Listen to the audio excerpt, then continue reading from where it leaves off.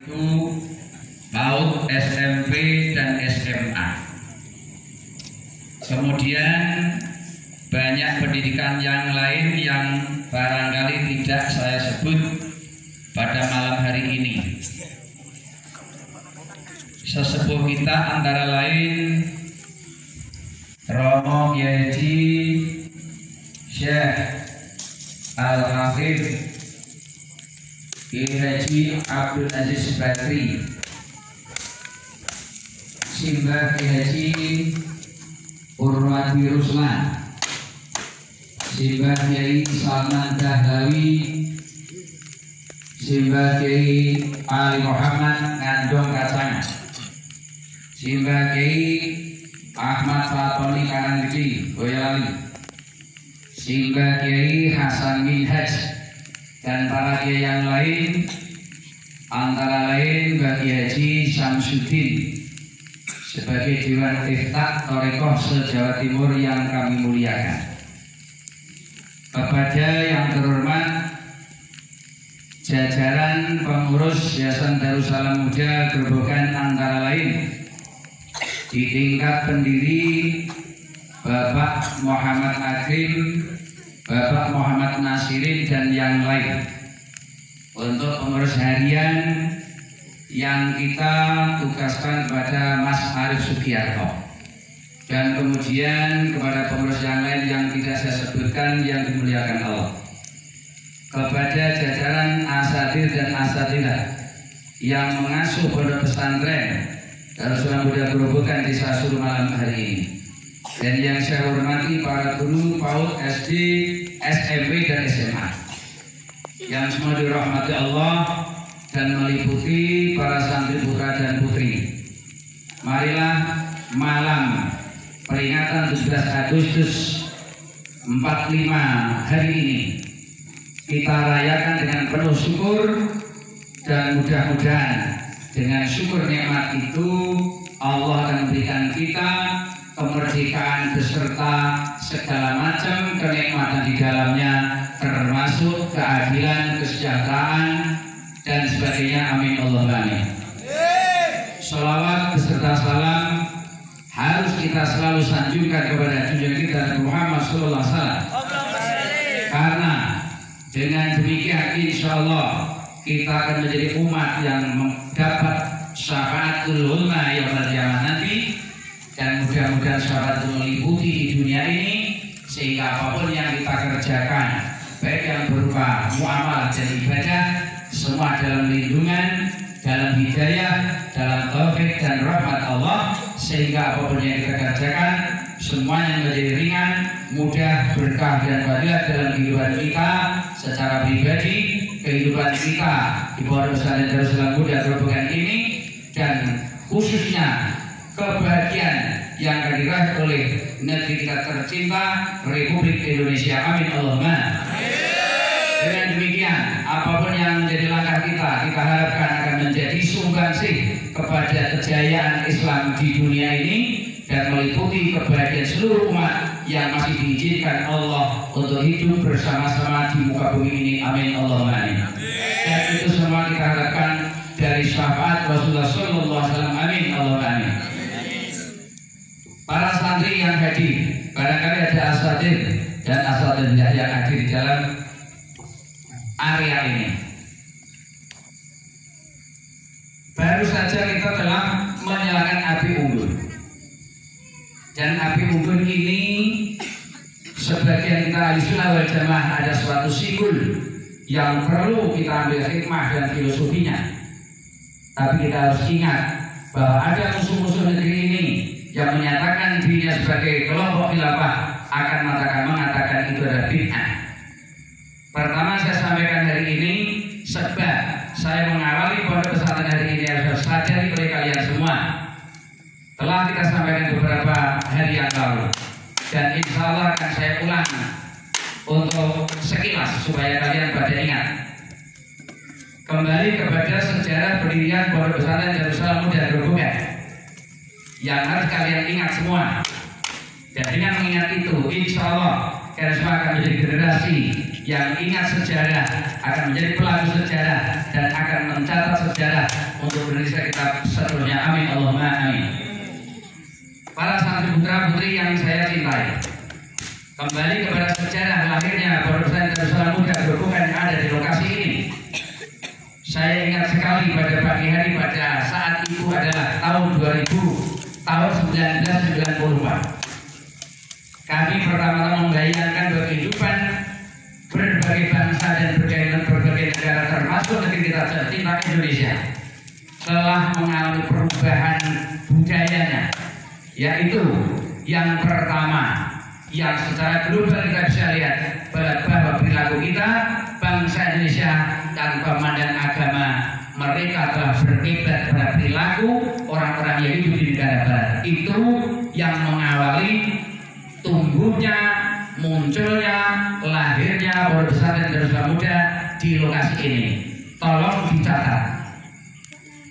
Maka dari itu, dengan pengamatan saya secara global selama kehidupan saya yang saya tempuh, pada saat itu saya masih menjadi seorang mahasiswa, saya sudah bisa mencetuskan pikiran ini dengan harapan cerita yang saya sampaikan ini akan menginspirasi semua santri putra dan putri. Marilah hidup cerdas seperti yang saya contohkan, dan itu adalah karya Allah yang diberikan kepada saya yang hari ini harus saya wariskan demi kehidupan kita sendiri, kehidupan berbangsa bernegara beragama, dan kehidupan beragama di seluruh dunia ini. Amin Allahumma amin.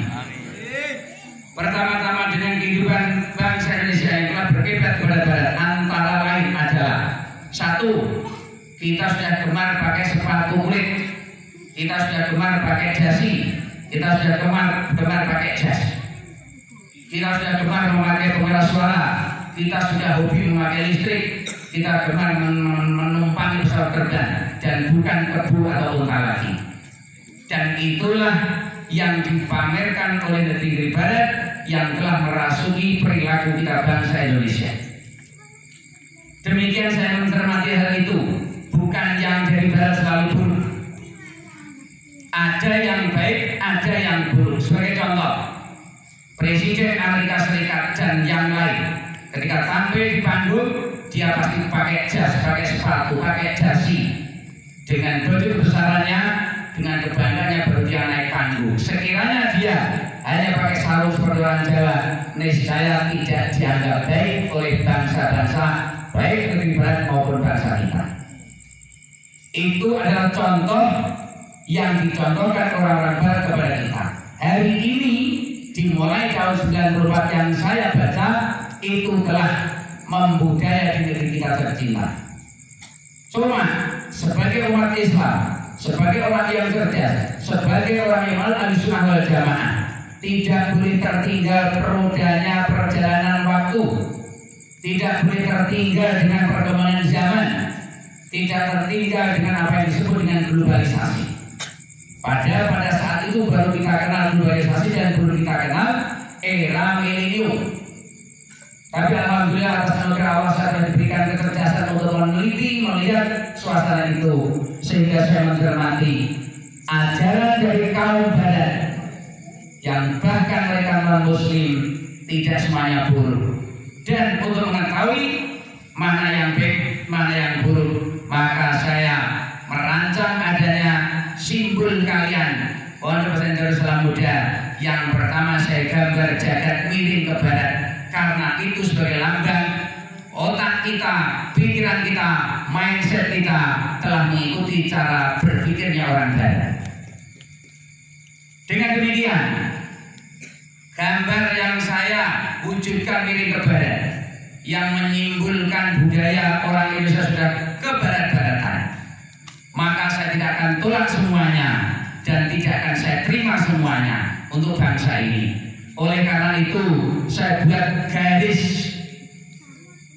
melintang yang jumlahnya ada 6, bahwa kita sebagai bangsa Indonesia yang telah terlahir, yang ditokohi oleh tokoh kita NU, yaitu yang dikenal dengan Mbah Asy'ari, yang dikenal lagi Mbah Hasbullah, yang dikenal lagi Mbah Bisri Sansuri dan sebagainya. kita melihat itu, kita lahir dengan penuh kebahagiaan dan kesenangan bahwa kita telah lahir dengan keadaan negara yang merdeka. Dengan demikian, untuk berjalan kemerdekaan seperti yang kita syukuri malam hari ini, saya buat garis 6 dengan tujuan kami memulai Pondok Pesantren Darus Salam ini akan memulai lagi menggali apa makna iman, yang supaya dengan iman itu kita bisa melaksanakan tugas yang telah diberikan kepada kita sebagai generasi muda yang telah dirintis oleh para tokoh kita yang telah sebut di depan, yaitu para tokoh Nahdlatul Ulama. Ini harus menjadi catatan penting bagi semua santri. Yang kedua, iman itu harus diwujudkan dengan kepasrahan kepada Allah. Maka saya buat garis 5 yang menyimpulkan adanya rukun Islam. Dengan rukun Islam yang 5 kita wujudkan, insya Allah kita akan menjadi orang, menjadi bangsa yang bisa mandiri, berdasarkan iman dan takwa kepada Allah. Amin Allahumma. Selanjutnya, menyadari bahwa mengantarkan generasi muda, mengantarkan kalian semua harus menjadi orang iman yang Islami. Maka kami buat gambar Al-Quran di bawah. Gambar jagat itu yang melandasi semua pijakan. Kita mau mengapa, kita mau di mana, kita mau dengan siapa, apa yang harus kita kerjakan, harus berlandaskan dengan Al-Quran. Dengan Al-Quran itu, maka kita ingat bahwa Al-Quran yang diturunkan surat pertama adalah surat Al-Alaq dalam 5 ayat yang kita kenal. Bismillahirrahmanirrahim. Iqra bismi rabbikal ladzi khalaq. Khalaqal insana min 'alaq. Khalaqal insana ma lam ya'lam. 'Allamal insana bil qalam. Kalau salah tolong dikoreksi. Yang artinya apa? Dengan Allah alama bil qalam ini, Allah mendidik kita dengan alat baca tulis. Maka kami beri simbol pena di atas Al-Quran itu yang menyimpulkan bahwa dengan dasar Al-Quran akan menjadi orang yang iman dan bertawakal kepada Allah harus dilandasi dengan ilmu yang kita gali dari Al-Quran. Simbol pena, 1, kita harus bisa baca tulis. 2, kita harus menulis apa yang ada di otak kita supaya kita bisa menyikapi semua itu menjadi simbol-simbol kita kepada Allah. 3, kita harus mengukir sejarah, kita harus menulis perilaku kita bahwa generasi kita nanti akan mencatat kebaikan kita sehingga diteruskan perjuangan ini oleh anak cucu kita. Amin Allahumma. Selanjutnya, menyadari bahwa simbol ilmu dari Al-Quran, semua ilmu apa saja sumbernya dari Al-Quran. Namun kita juga paham bahwa dalam perjuangan Rasulullah SAW diteruskan oleh para sahabat yang sangat kita kenal, sahabat yang paling terkenal adalah sahabat 4. Maka saya buat gambar Al-Quran itu sebelah kanan dengan 4 garis yang menandakan bahwa kita mewarisi perilaku sahabat 4.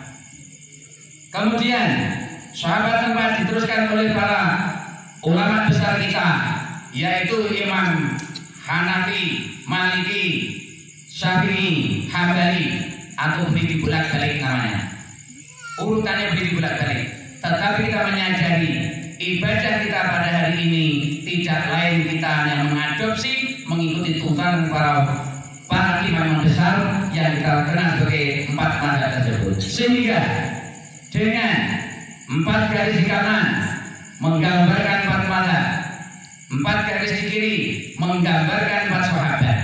Maka saya sebagai perintis Pondok Darus Salam Muda Grobogan telah membayangkan bahwa kehidupan kita ini pada saat itu sampai masa yang akan datang sampai hari kiamat, umat Islam yang bijak, ahli sunnah wal jamaah yang diwariskan oleh Nahdlatul Ulama harus siap menghadapi perbedaan, karena perbedaan adalah rahmat Allah. Sehingga dengan perbedaan itu diharapkan kita tambah beriman dan bertakwa kepada Allah, bersih hati kita, karena kita menyadari perbedaan adalah Allah yang punya hak. Sehingga tidak ada sekelompok orang pun mengatakan dia paling baik, termasuk hari ini yang telah digembar oleh kaum khilafah yang benar akan merusak negara Indonesia ini. Maka sekali lagi, cerita saya ini belum selesai. Tolong diperhatikan. Saya membimbing kalian dengan susah payah dari luar dan dari dalam, tantangan tidak sedikit. Dari saat awal kalau saya rintis sampai hari ini masih banyak pihak yang menginginkan pondok ini tidak diteruskan. Lalu para santri ingat itu. Hari ini masih banyak orang yang tidak menginginkan pondok ini diteruskan. Itu masih kalangan-kalangan para awam kita yang ada dalam lingkungan orang NU sendiri. Apalagi kalau saya sudah mengenal HTI, FPI, Khilafah, Sugino dan sebagainya. Itulah musuh kita. Walaupun tidak harus kita musnahkan, tapi bagaimana kita bisa meneladani dari pendidikan Darussalam ini, kalian akan mengenal perbedaan. Yang perbedaan itu bukan menjadi permusuhan, tapi menjadi kekuatan yang besar bersumber dari Al-Quran. Amin Allahumma. Menyadari hal itu, kita berarti seolah akan menjadi pahlawan. Kenapa? Kita harus sanggup menghadapi perbedaan, baik itu perbedaan keyakinan, perbedaan mazhab, perbedaan pandangan, perbedaan agama, perbedaan politik sekalipun. Seorang santri harus betul-betul mampu hidup di tengah masyarakat, bisa menyatukan perbedaan itu tanpa memaksakan kehendak, tapi perbedaan akan menjadi kekuatan besar bagi negara kita, Republik Indonesia. Amin Allahumma. Amin. Sehingga pada saat saya membuat logo itu, maka saya berikan kurung 5 karena saya sadar apapun yang harus kita kerjakan, dakwah Islam yang berbentuk apapun, kita harus sadar negeri kita sudah dirancang oleh nenek moyang kita yang menjadi negara berdasarkan Pancasila. Untuk itu kurung yang 5 sudut itu menandakan kita akan memperjuangkan kebenaran di muka bumi ini, tetapi harus kita ingat bahwa kita telah menjadi warga negara Indonesia dengan kesepakatan yang utuh, baik perbedaan aliran, perbedaan akidah, perbedaan cara pandang, perbedaan agama sekalipun, kita sebagai Ahlussunnah wal Jamaah yang hari ini kita menjadi santri yang mengarah ke sana itu nantinya harus sanggup hidup di tengah masyarakat, bahkan membahagiakan semua orang, rahmatil alamin, bukan mengaku yang paling benar seperti yang dikatakan oleh kaum khilafah yang sekarang sedang berdiam di mana-mana itu. Amin Allahumma. Amin. Dengan demikian, alangkah beratnya kita, alangkah beratnya kalian semua. Tuntutan sebagai santri, nanti harus jadi kiai, harus menjadi ustaz di tengah masyarakat, menyelesaikan masalah tanpa membuat masalah. Ingat itu, jangan kalah dengan lembaga penggadean. Di lembaga penggadean sana ada simbol menyelesaikan masalah tanpa masalah. Tapi rupanya hari ini ada kelompok-kelompok tertentu yang seolah membela Indonesia, seolah membela Pancasila, tapi selalu mengucap takbir di jalan-jalan. Dia menyelesaikan masalah dengan menumpukkan masalah-masalah yang tidak terhingga. Itu yang dihindari oleh para santri. Amin Allahumma. Sehingga pekerjaan berat hari ini yang harus kita emban, kita melaksanakan tugas kita menjunjung tinggi ketinggian Islam yang ada ini di satu sisi, tapi di sisi lain kita akan berhadapan dengan orang-orang yang tidak sepaham. Maka tugas kita memahamkan mereka, siapapun mereka, harus merasa setanah air, sebangsa, senegara, sebahasa, tidak ada perbedaan apapun ketika dipandang oleh suatu kebangsaan, yaitu bangsa Indonesia. Dengan demikian, kita tidak hidup sendiri, kita harus cerdas. Bagaimana cara mengatasi itu? Di satu sisi meninggikan agama, di sisi lain harus menghormati kenegaraan kita. Maka kita telah diteladani oleh Wali Songo, yang mana saya gambarkan di logo kalian itu, di simbol kalian itu ada bintang 9. Kita akan mengerjakan pekerjaan besar. Satu, menyiapkan agama dengan sepenuhnya, tetapi menjaga negara kita tetap merdeka. Maka kita bisa menggabungkan pengetahuan agama kita dengan dasar negara kita, yaitu Pancasila. Sehingga dengan demikian kita tidak perlu repot. Para wali telah meladani kita dengan budaya lokal, dengan kebijaksanaannya, akhirnya terbentuk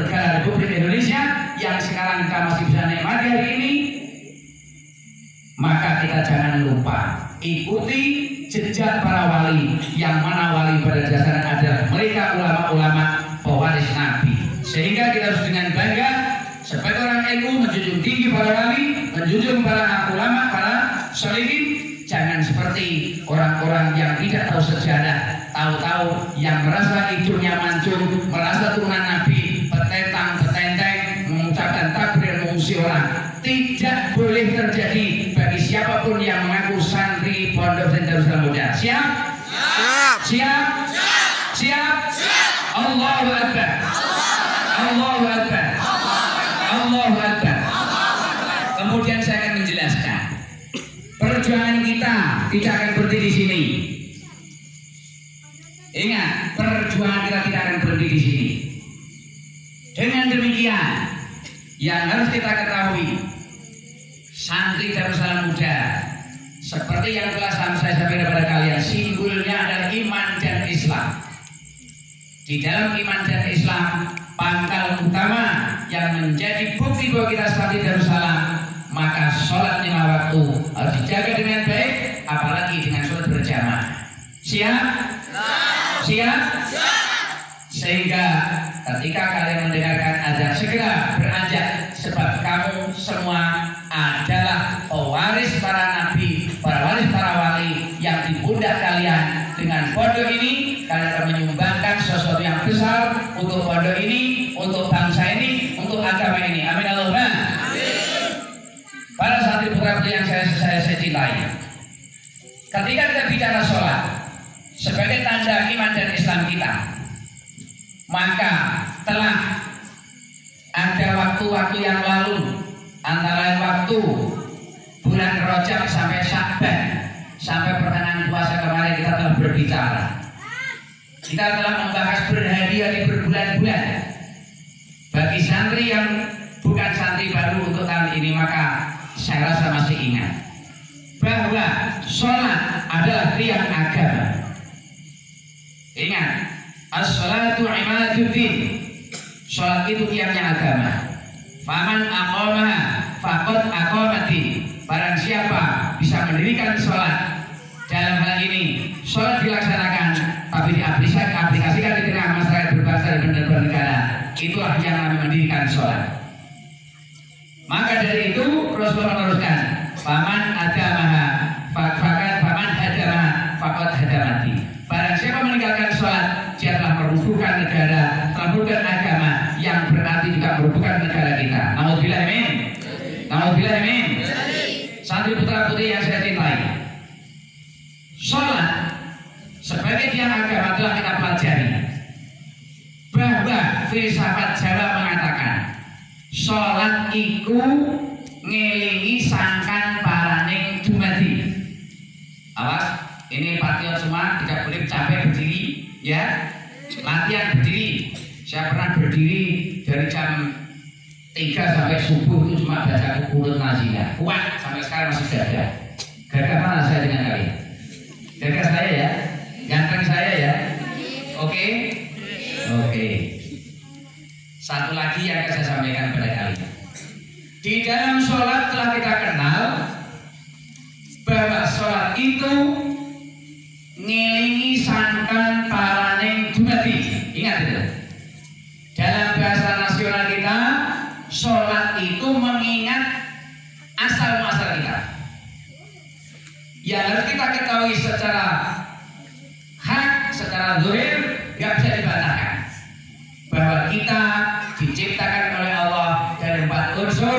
Yang pertama adalah unsur api. Orang yang tidak ada unsur panasnya api, maka harus diantarkan ke mana? Ke kuburan. 2, manusia tercipta dari unsur angin. Ketika kita sudah tidak bernafas, maka patutnya diantar ke kuburan. 3, manusia tercipta dari air. Ketika manusia diiris dagingnya sudah tidak keluar cairan, maka harus diantarkan ke. Siap ya? Siap. Manusia yang keempat tercipta dari tanah. Ketika kamu sudah tidak punya kotoran di tubuh kamu lagi, maka kamu sudah bukan manusia. Bukan manusia artinya apa? Nah, makanya kalau mau bercita-cita pasti tercapai. Cita-cita jadi mayit. Amin Allahumma. Gak apa-apa amin. Karena mati bahaya. Oke, sholat itu mengingat asal muasal kejadian kita. Saya tidak akan menerangkan yang air, tidak akan menerangkan yang angin, tidak akan menerangkan yang tanah. Oleh karena malam hari ini dan malam-malam yang telah lalu, setiap setahun sekali kita dan para teman kita, anak-anak bangsa ini, setiap ada perayaan, baik itu inaugurasi atau perayaan 17 Agustus, pasti ada kegiatan yang namanya api unggun. Nah, api unggun adalah api. Saya mau tanya, ada nggak api tadi ketika dinyalakan kemudian mencari kamu? Ada nggak? Ini panitianya saipul yang dimanggur nih. Ada nggak? Kemana api itu arahnya? Ke atas. Sampai asapnya pun ikut ke atas karena terdorong oleh api. Ingat, manusia diwajibkan sholat. Modal awal yang diberikan oleh Allah adalah api. Ketika kita masih punya api, kita wajib menjalankan sholat. Sedangkan api adalah sebuah pelajaran. Api selalu mencari ketinggian karena api merasa tempatnya bukan di bawah. Artinya apa? Sebagai santri mencari kemuliaan, kesempurnaan manusia. Karena kita kalau tidak mulia, berarti kita adalah hina. Ketika kita masih merasa hina, maka jalankan satu kebaikan demi kebaikan, termasuk menjalankan sholat. Karena sholat itu akan membangun kebaikan dalam hati yang akan menimbulkan aktivitas yang baik-baik. Amin Allahumma.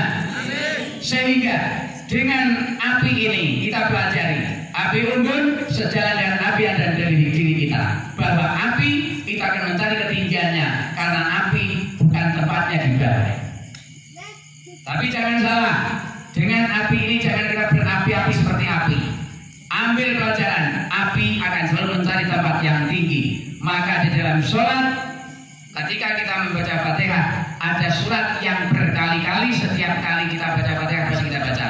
Ihdinas siratal mustaqim, siratal ladzina an'amta 'alaihim, ghairil maghdubi 'alaihim waladdallin. Ya Allah, berikan saya jalan yang lurus, yaitu jalannya orang yang telah memberi kenikmatan, bukan jalan orang yang telah tersesat.